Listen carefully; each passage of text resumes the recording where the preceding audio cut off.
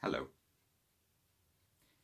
In the first church in which I pastored, one of the deacons owned a beautiful ocean-going yacht.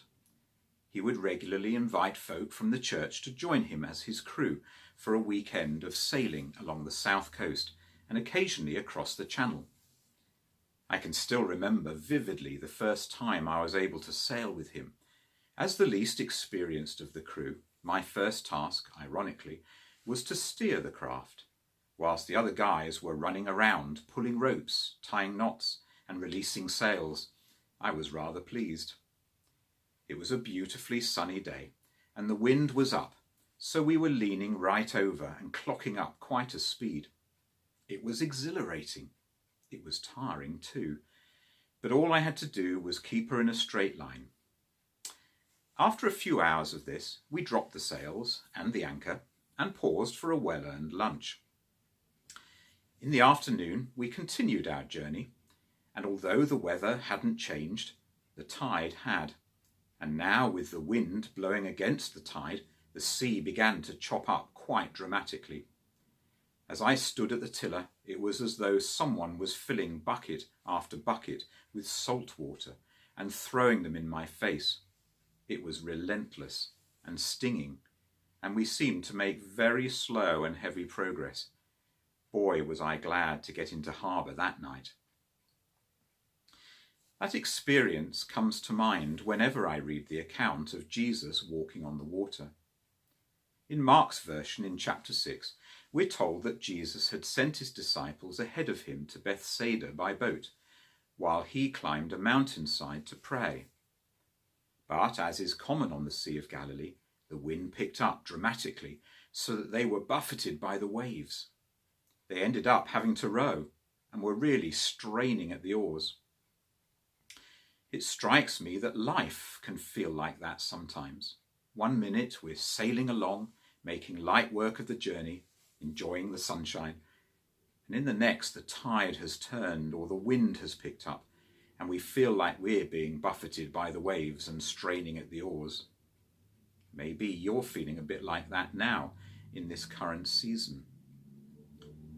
And even though some of the disciples were experienced fishermen, the absence of Jesus from the boat must have been playing on their minds. This time he wasn't there to rebuke the wind, as he had done a couple of chapters earlier. Perhaps when our circumstances seem to turn against us, it feels as if Jesus is missing from our boat, and we're left to struggle in our own strength. But verse 48 suggests that Jesus saw the disciples straining at the oars and went out to them walking on the lake. Yes, he had withdrawn himself to spend time with the Father, but it seems they were never out of his watchful gaze. I have to say, I find that most reassuring, and it reminds me of God's words to Moses from within the burning bush in Exodus 3, verse 7 to 8. That he has seen the misery of his people. He's heard them crying out and is concerned about their suffering. Indeed, running through all of Scripture is this good news message that we worship a God who sees, a God who hears, and a God who is concerned about our suffering.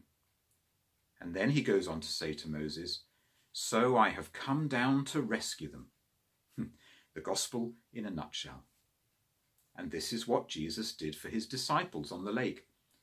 We read that during the fourth watch of the night, so between 3 and 6 a.m., he went out to them walking on the lake, a visual reminder not only of his concern for them, but also of his power over their circumstances. Next we read that Peter responded by saying to Jesus, "Lord, if it's you, tell me to come to you on the water," demonstrating his desire to be with Jesus, to be like Jesus, and to be able to overcome the storm that they are facing. This takes massive courage and trust, but he steps out of the boat and walks on the water to Jesus. Wow, incredible. When I pause to think about that act of faith and ask myself, could I have done that?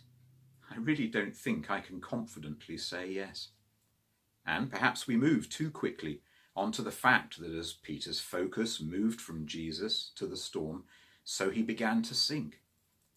And we fail then to fully grasp the enormity of the miracle that Peter still walked on water. Amazing. So what words of encouragement does this account have for us in the middle of our own storm?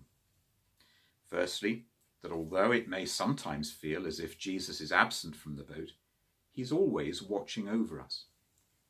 Secondly, that as we call out to him, he hears our anxious cries and comes to our rescue.